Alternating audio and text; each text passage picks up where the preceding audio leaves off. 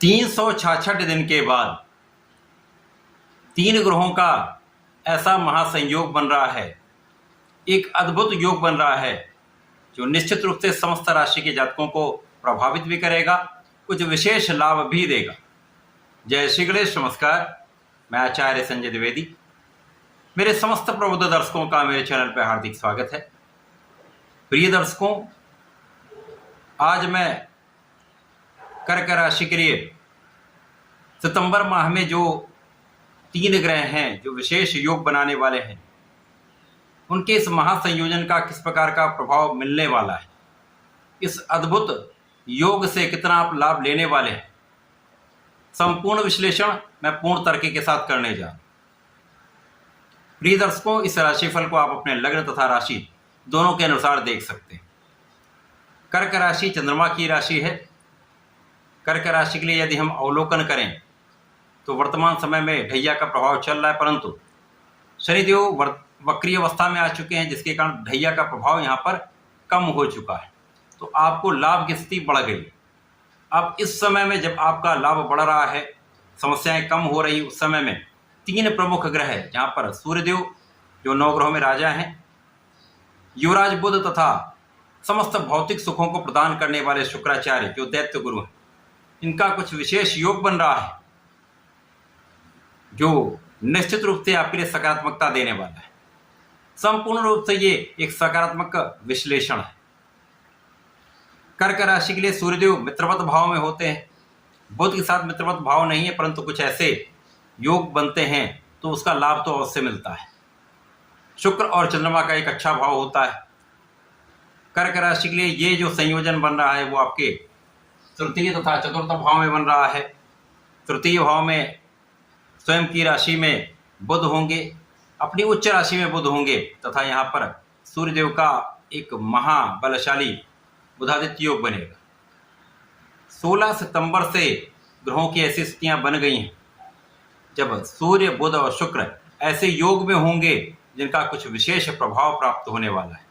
अब इन 3 ग्रहों को लेने का मुख्य कारण ये है कि ये तीनों ग्रहों का जो परिवर्तन होता है लगभग 1 माह के अंदर हो जाता है, तथा ये एक साथ ही इनका गमन लगभग होता है। सूर्य के साथ ही साथ बुध और शुक्राचार्य का गमन होता रहता है। कभी आगे पीछे ये होते हैं, परंतु लगभग साथ ही साथ इनका गोचर होता है। इस कारण से ये अत्यंत महत्वपूर्ण हो जाता है कि जब एक विशेष स्थिति बनती है तो उस समय विशेष में कुछ बड़े लाभ मिल जाते हैं। कर्क राशि के लिए यदि हम अवलोकन करें तो सूर्यदेव धन भाव के स्वामी हैं, तथा इनका 16 सितंबर से आपके पराक्रम के भाव में गोचर होगा। यहाँ पर ये बुध की उच्च राशि में होंगे। इस समय में बुध और सूर्य का एक महाबलशाली परिवर्तन राजयोग बनेगा, जिसका संपूर्ण लाभ आपको मिलेगा जब आपके परिश्रम से, आपके विशेष ज्ञान से, आपकी क्षमता से, आपके सामर्थ्य से आप बड़े धन का लाभ लेने वाले। इसी प्रकार से बुध आपके द्वादश भाव के स्वामी तथा पराक्रमेश है। तो पराक्रमेश जब पराक्रम के भाव में आ जाएंगे तो विशेष प्रभाव मिलेगा, तथा ये शुक्राचार्य आपके लिए लाभ के तथा सुख के स्वामी। यह अत्यंत महत्वपूर्ण भाव है। लाभ तथा सुख भाव के स्वामी का गोचर सुख भाव में अपने मूल त्रिकोण में होकर मालव्य योग का निर्माण अति विशेष लाभ देने वाला है। क्योंकि शुक्राचार्य जीवन के समस्त सुख प्रदान करते हैं, धन, ऐश्वर्य, वैभव, सुख, संपदा, भूमि, भवन, वाहन, समस्त सुख प्रदान करते हैं। जब इन विशेष कारक भाव के स्वामी का गोचर सुख भाव में होगा तो निश्चित रूप से कुछ विशेष होगा। 16 सितंबर से सूर्यदेव तृतीय भाव में होंगे। 18 सितंबर से शुक्राचार्य आपके चतुर्थ भाव में होंगे, तथा 23 सितंबर को बुध भी आपके तृतीय भाव में आ जाएंगे। लगभग 1 माह तक इनका ये संयोजन बना रहेगा, जिसका प्रभाव आपके कई भावों को यहाँ पर बलवान करने वाला है। सर्वप्रथम तो आपका तृतीय भाव अत्यंत प्रबल होगा, जब आपका परिश्रम आपको संपूर्ण लाभ देगा। छोटे भाई बहनों को संपूर्ण सहयोग मिलेगा, तथा यहाँ पर सूर्य और बुध का एक महाबलशाली बुधादित्य योग तथा बुध का भद्र योग, जिनका सीधा प्रभाव आपके भाग्य भाव पर है। भाग्य अत्यंत प्रबल होगा। यद्यपि यहाँ पर राहु हैं, परंतु भाग्य भाव के स्वामी जो आपके लाभ भाव में गोचर कर रहे हैं, उनका इस भाव से संबंध, आपके तृतीय भाव से संबंध बन रहा है, जिसके कारण ये भाव अत्यंत विशिष्ट हो जा रहा है। तो यहाँ पर आपके शासन सत्ता का गुण प्रबल होगा, नेतृत्व की क्षमता बढ़ेगी, आप बहुत कुशाग्र रहने वाले हैं, तब भाग्य अत्यंत प्रबल हो जाएगा। भाग्य का संपूर्ण साथ मिले तो लाभ की मात्रा कई गुना बढ़ जाएगी। आप जिस भी कार्य क्षेत्र में होंगे उस कार्य क्षेत्र में आपको सफलता अवश्य मिलेगी। व्यापारिक भाव हो, अपना व्यवसाय हो, प्रोफेशन हो, अथवा आपकी नौकरी का भाव, समस्त क्षेत्रों में आप बहुत बैलेंस्ड रहने वाले। आपके काम करने का ढंग विशिष्ट होने वाला है। सोच विचार कर आप कार्य करने वाले हैं, विचारशील होकर अपने कार्यों को संपादित करने वाले हैं। निर्णय आपके बहुत अच्छे रहने वाले हैं, जिसके कारण आपको सफलता भी अवश्य मिलेगी। अब धन भाव के स्वामी सूर्यदेव हैं और लगभग 1 माह यहाँ पर रहेंगे, तो इस समय में विशेष रूप से महाधन का लाभ आपको प्राप्त होता है।